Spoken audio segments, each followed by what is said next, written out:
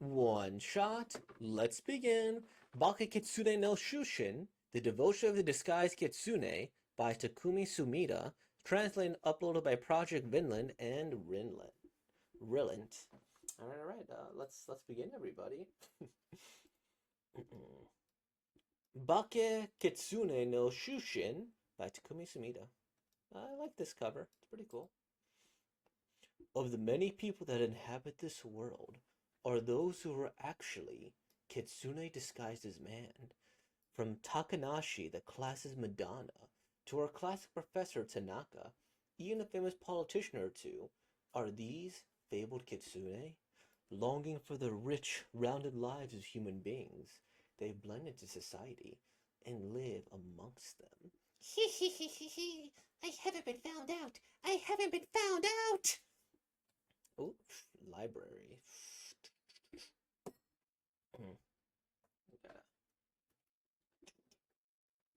Click, click.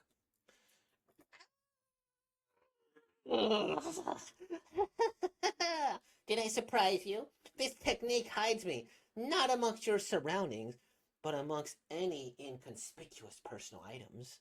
The "it's always darkest under the lamppost" method. I, Yugo Azumo, am yet another one of these Kitsune. The deception of humans is just ever so entertaining. Scaring them, confusing them, both excellent. I get this smug sense of superiority that only a trickster fox like myself can experience. Now, will she scream, or will she hide in embarrassment? Show me the reaction I desire. Is that you, Izumo-kun? Were you surprised? Mm-hmm. Really? Mm-hmm. Did a shock run through your heart? Mm-hmm. You liar! Be more surprised! Mm-hmm. I am one of the foremost shape-shifting prodigies, even amongst Kitsune. Yet, this woman, Akane Kamogawa, is never affected by my transformations at all. It all began in that empty storeroom that not a soul dared to go into. There's a time limit for my transformations, so I'd use that vacant space during my cooldown time. Phew. It's been a month since the start of the school year, and I've been able to evade my discovery thus far. There's no way that anyone would suspect that I'm a Kitsune. Have I been found out? Never reveal your true identity to mankind. Breaking that cardinal rule, I won't get away with a simple scolding. Worst case scenario. I'm Kamagawa from your class. Izumo-kun, are you a Kitsune? uh, I suppose. Oh, really? That's so cool. No, be more surprised. Whether I've been found out or not doesn't matter at this point. It still ain't great, but what matters is that my disguise should have been perfect. The true identity of the ordinary boy you share a classroom with every day is some mythical Kitsune. Isn't that fantastical? No. There must be plenty of explanations for it. The youth of today are so gentle. Chill, though. First of all, it's suspicious that you're even in that storage room. Well, Kasaya-kun asked me to grab some materials from here. But is that all? Are you perhaps planning to tattle on me? I'll be left with no other option than to transform and devour you. Sorry. Just kidding. I won't really eat you. But could you please keep this a secret? Sorry. That day, Akane Kamogawa utterly destroyed my pride as a Kitsune. Even so, there's never been a soul before who's been impervious to my disguises. Even Kamogawa must have a gap in her armor or two. Transformed and hidden. I'll give her a real surprise with this disguise. Kamagawa-san! Sorry, Sensei just called on me, so can I ask you to handle the class duties for me? I sure can. Really? Seriously? Thank you so much. It's convenient for me that she's staying late for class duty. I'll target her when she's perfectly alone. Kamogawa-san, These are the materials for the culture festival. I'd like them filled out by tomorrow. Understood. So you see, she's never alone. For my sake, just refuse these silly tasks. Kamagawa-san, can I copy your homework? I need you to return the book I borrowed to the library, since you're on the library committee and all. Hey, I want to decide by the committee meeting the day after tomorrow. Marsh, I must discuss our future together. With you. Aw. She's alone now, but it's so hard to surprise her. How could I get her to yell, "You scared me"? She always like this. First of all, it's suspicious that she's in the storage room. Well, Kasaya-kan asked me to grab some materials from here. Oi!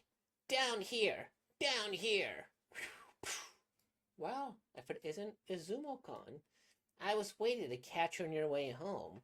I call it the always darkest under the lamppost method. You're working on materials for the culture festival, right? Handsome this way. Huh? I can't really do that. It'll be finished faster if two people work on it. Humans speak with such complex language, but yet they're such uncooperative creatures. If you don't speak with conviction and say what you mean, you'll get taken advantage of. Yeah, it's just as you say, Izumo-kun. Oh, Kamagawa-san, you're still here. Perfect. Fujiwara, you've come to exploit Kamagawa-san just because she has a hard time saying no, haven't you? Sorry. I've realized something about Kamogawa. Maybe calling her someone who doesn't get surprised by anything is not the full story. Maybe it's more that she's someone who doesn't show her true emotion. She neither denies nor enthusiastically opts in for much. She just goes with the flow, like a leaf along the surface of the water. Humans' thoughts are hard for me to understand in general, but this girl is even more difficult for me to read. Izumo-kan, thanks so much for your help today. Huh? Of course. I couldn't read most of the kanji, so I ended up doing nearly all the work anyway. Who the hell is this addressed to? Well, there were a lot of really difficult kanji in there. If only it were completely in hiragana, I could have done it all. Why must humans make things so complicated? Why did you disguise yourself as human anyway, Izumo-kan? Well, part of it is because deceiving humans is fun. Is that so? But also, it's not like there's an abundance of Kitsune that could disguise themselves into something as complex as a human. Most Kitsune only have enough talent for transformation to turn into things like decorations. See, that's a Kitsune, that man's a Kitsune, that tree is a Kitsune. And they think this is fun. For those who can maintain a human visage for a long period of time, are those that become politicians or that can make it onto the official census as a citizen. Such privileges can't be overlooked by our kind, can they? Exactly. But Izumo-kun, you're incredible. If I were a Kitsune, I'd be far too fearful to live amongst the humans. By the way, Kamogawa, do you always handle people's requests like you did today? Your smile never breaks. You never turn anyone down. Really, you could just say, it's impossible, and that you can't do it. Just like that. Are you okay with the way things are? Um, I'm, it's really quite fine. If you'd like, I could tell everyone to buzz off on your behalf next time, since it's hard for you to turn people down and whatnot. It's fine! Sorry, my voice was a bit too loud there, huh? You said before that it's fine, but it really isn't fine. The human world is brimming with the most fantastical ways to spend your time. You shouldn't be spending your precious little time here at other people's beck and call like this. What if I'm the one having more fun in the human world than you? I have so many favorite spots that I want you to see. Hey, oi, I'm really upset over here. I mean, you're right. Thanks, Izumo-kun. But I'm really not lying. accepting these requests, keeping smiles up, it's all for my own sake. Whenever I talk to Gamogawa, this feeling sometimes pops up. When I see that prepared smile, it feels like I can't grasp her true self. It's almost like I'm the one being deceived. Hmm. Erzumokon, did I surprise him? Let's calm down. Wait, is she a... Whatever. As long as I stay quiet, it should all be okay. I was asked to confirm the number of tents for the culture festival. Please, Kamagawa-san. Come on, just a little. Your parents are like company presidents, right? What's wrong with sharing a little with us poor folks? What's going on? Is Fujiwara-san from my class threatening Nakano-san? Should I report it to the teacher? But if I report it to the teacher, what would happen afterwards? Even if I keep quiet, what'll happen to Nakano-san? Maybe Fujiwara-san will think it was Nakano-san that reported her. Sensei, what is it? What did you tell Sensei? My words could worsen the situation, so it might be better to observe for now and search for some other way. Wait, is someone in the hallway? Ah! Oh, I thought maybe it was a teacher or something, but it's just a student. And it's Kamagawa-san, of all people? So that's a relief. Sorry, but could you keep what you saw just now a secret? Just don't kill the atmosphere of the room for me, you know? If you don't speak with conviction, oh, and say what you mean, you'll get taken advantage of. Um, I... That's... You're such a pest. If the teacher finds out, I'll report that you were bullying too. Quit acting like such a self-important twerp. Well, I guess I've always been this way. Going with the flow to avoid rocking the boat. I expect Nakano-san would understand. That I, somewhere in my heart, I'm always looking for reasons to run away. Guys, look at this. A Koi t-shirt. A Koi is an exclamation channel before a sumo match. My mama brought it for me. Isn't it cute? Absolutely, Mochizuki-san. Ha ha. Kamo-chan, what do you think? It's more quirky than cute. Mochizuki-san, you're so unique, you know? Where's Mochizuki-san? We said today we'd fill a notebook with all the stickers we collected. Why isn't she coming? Well, Kamo-chan, you did call Mochizuki-san unique yesterday. She didn't really like that. Huh? She said she was a bit hurt by it. That day, I learned that any innocuous, unintentional comment could deeply wound somebody else. Since then, I've become conscious of every little thing I do, and gradually, I was consumed by my ballooning, paralyzing self-awareness. If my words, my expressions can hurt others, wouldn't it be better to mitigate any actions that could convey my true feelings? Because Mochizuki-san, or Azumo-kun, if I hadn't tried to speak my true feelings to either of them, they wouldn't have made those faces, would they? At the time, I didn't know how much Mochizuki-san was hurt, or what Azumo-kun thought of me.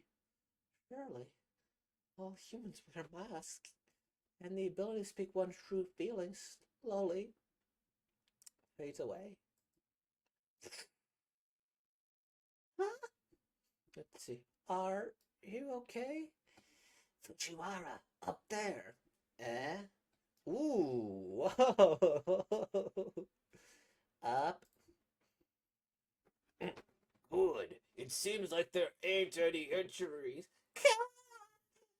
That's like, isn't that like that famous statue that we study in Japanese history? Is that cosplay? Seriously, with so many people up in my space down here, I can't even use this place for my cool down time. Could that be Izumocon? Was I just found out? Were you bullying this kid? If you say that you wish to continue any further, I will. What do you think I will do? Self-questioning. Eek! It really is you, Azumocon. Is it really okay to transform like this for the people? Well, if I were to be found out, I want you to stay to you in society. Well, why would you go this far then? Kamigawa. Oh gosh, what was the voice I used? Was I just found out? Kamigawa, are you overthinking things again? You're too much of a good person. Oh, but the one thing you should never deceive yourself about are your true feelings. Someday, those will manifest into your true self. Take it from a true master of deception. What's with you two? What's with you two? That's it. I'll report you to the teacher that you brought in this weirdo. If you want to avoid that, let's settle this peacefully, okay? Calm down. If you do that, what will happen to me in Kamogawa? I'm not afraid. I'll talk to the teacher about this like I should. What? Speaking up is so scary, but that time. Fujiwara, you come to explain Kamigawa-san just because she has a heartache saying no, haven't you? And this time, the one thing you should never deceive yourself about are your true feelings. Your Sumo-con straightforward words. Didn't even feel bad, even a bit. What is this? What do you think you're saying now, after years of conforming to others? At this point, what do you? It's true. That's how I've been up until now. But if I back down here, I'll never be able to change. So, I think your threats don't scare me. I'm sorry. Phew. All settled. Azumocon, what did you transform into just now? Think of it as me borrowing the power of the Great Fox Spirit. It's a special trick I'll use to scare you someday. Someday? What if this rumor spreads? Kamigawa-san, thank you so much. I see. I've always been... Izumocon? No, that's not it. Afraid of my words hurting someone, but perhaps there are also people my words can save. The next day, when I talked to the teacher about Fujiwara-san and the others, they confessed their guilt gracefully. Yeah, I don't know who Fujiwara-san talked to about what happened yesterday, but the next day, Azumocon was nowhere to be seen. Oh?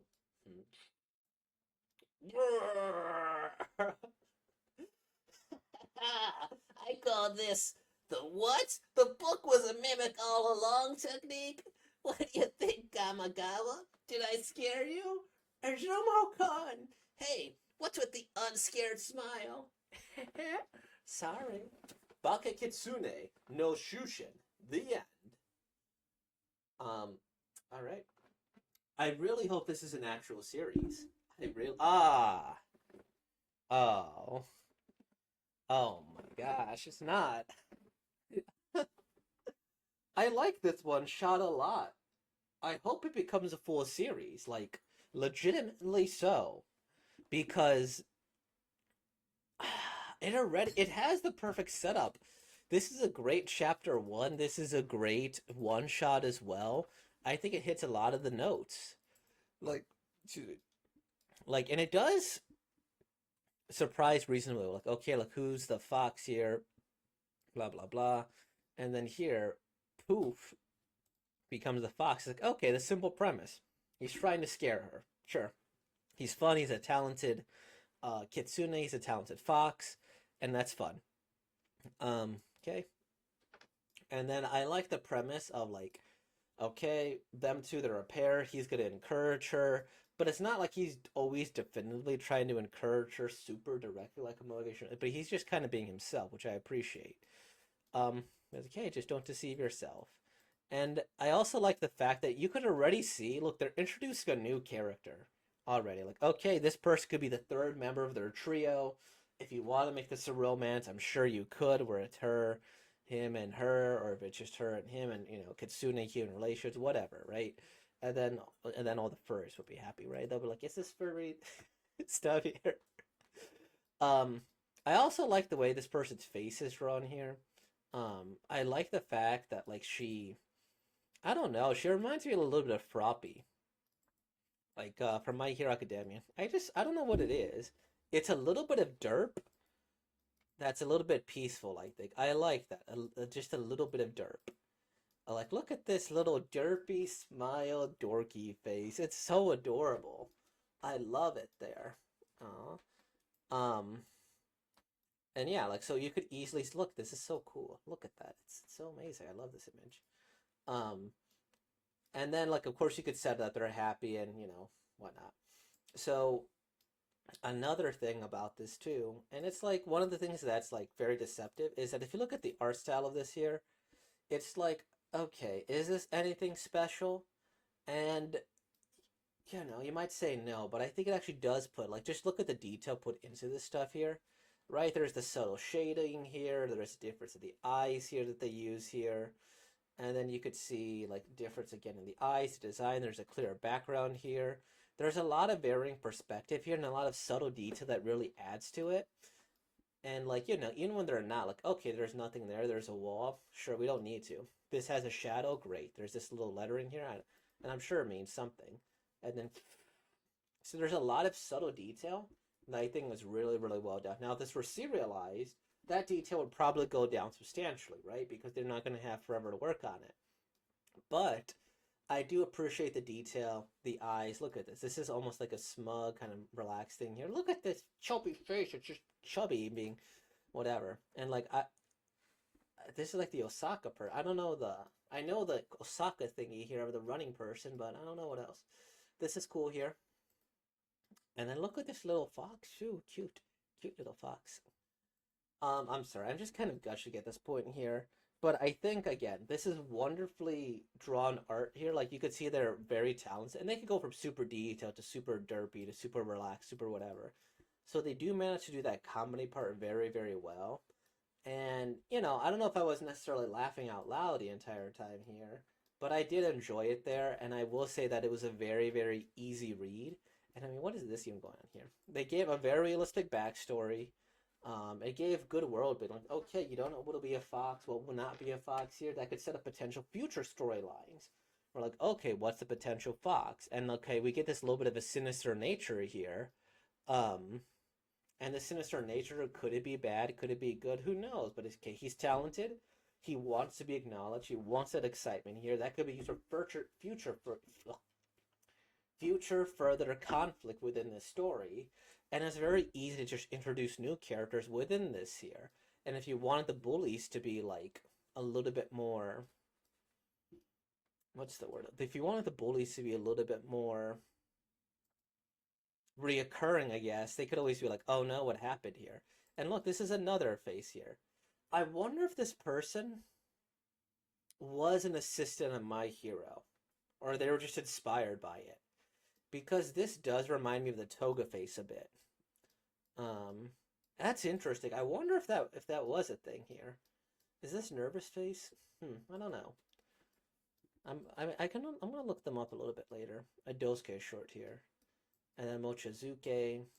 The unique thing, I'm sure that this one here, you're so unique.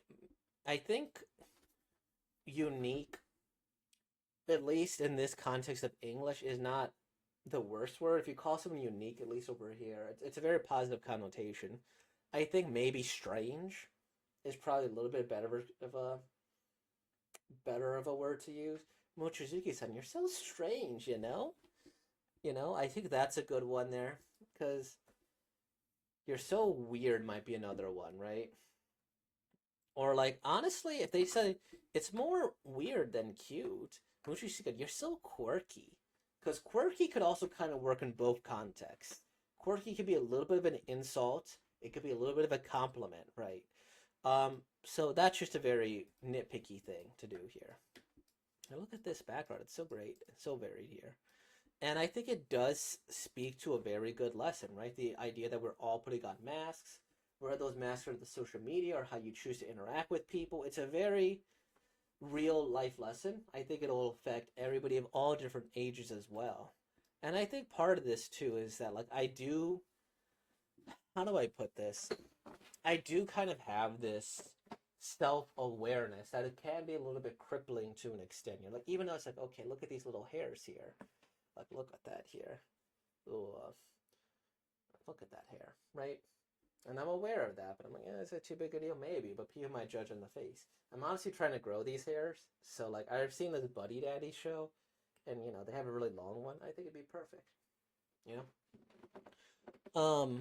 But yeah, being the overly self-conscious thing, because one thing that was kind of drilled into me that I feel like probably should be drilled into people, at least young people from a young age, is that you kind of need to be aware what you post on the internet or what you do is that that perception would stick with you for years and years. And there is a fundamental culture shift going on now where I think people are trying to be a little bit more forgiving, or they're tired of the quote unquote canceling of this and the other. But I still think it's good practice to like be very aware of how you present yourself on the internet, right? Or in general here.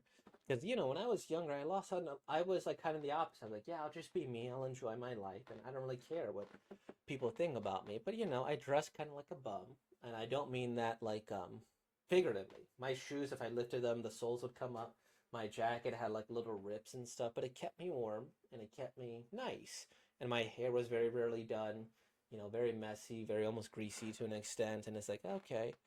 Um, and with that, it's like, oh, okay, I could see why it could be a little off-putting, and who knows what it cost me potentially in the future. But yeah, that learning to present yourself is a big part of it. And I'm starting to realize that more as I keep getting older and older, like it goes both ways, right? How you present yourself does open opportunities, but don't take it too far, right? And I think always trying to be very critical of how to speak to people is something important, right? Because I am a bit of a people pleaser. I am a very much a people pleaser to a really, really big extent. And that's why, yeah, I'll do my best. Um, this is a lovely image too. And I like the idea because this could be easy merchandise, could be easy anything you do to it. So it's a nice lesson. I like the idea of this person using his transformation too. And we could see where the transformation goes in the future. If I were to do one criticism here, I got a little bit confused about like this part here. Um, where it's like, what's going on here? Like, is this like a flashback or are they doing it here? And like, I get kind of understand that like he was still in his little form here, but like for a second I was confused here. I think maybe this was a little too detailed and they decided to not go as detailed with this here, or they really wanted this image to stick out, but it'd be kind of strange if this guy was there. And so that's a very, very minor thing. But I do understand that this could be like an image you share on the internet here that teaches a life lesson or whatever, right? And then this doing that would be a little strange. But then this going back to this was a little strange as well. And I like the fact that his eyes become more normalized here. And speaking up is scary. And I think that's fair because, there are times when I ask people to speak up or ask people to do things or have to speak up myself. And it is strange, it is scary. But, like, you kind of have to in order to go forward.